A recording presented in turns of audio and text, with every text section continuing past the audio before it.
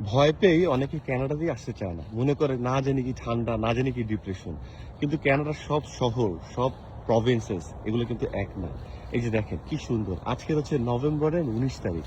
আমি শুভ বলছি আপনাদের সাথে আজকের ভিডিওতে জয়েন করেছি কানাডার মন্ট্রিয়াল একটা প্রভিন্স আছে, সেই প্রভিন্সের একটা ছোট্ট শহর উইন্ডসর, যেটা একেবারে দক্ষিণে। সো দেখেন কত সুন্দর।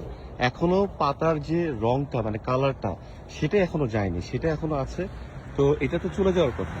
এই নভেম্বরে আবার অনেক জায়গায় কিন্তু অনেক বরফ পড়ে গেছে। তো সব শহরগুলো এক না। কানাডাকে ভয় পাওয়ার কিছু নেই। মানে বরফ পড়ে যাবে, ডিপ্রেশন থাকবে, ৬-৭ মাস আমি বেরোতে পারবো না, না। এটা নভেম্বরের ১৯ তারিখ, প্রায় নভেম্বরের শেষ। আজকের ওয়েদারটা অনেক সুন্দর এবং আজকের দিনটাই না গত কয়েকটা দিন অনেক সুন্দর ছিল। যাই হোক, এই ভিডিওটা আপনি বছরে যে সময় দেখেন না কেন, যদি দেশের বাইরে আসতে ইচ্ছা করে তাহলে অবশ্যই কানাডাকে আপনি আপনার বাকেট লিস্টে রাখবেন।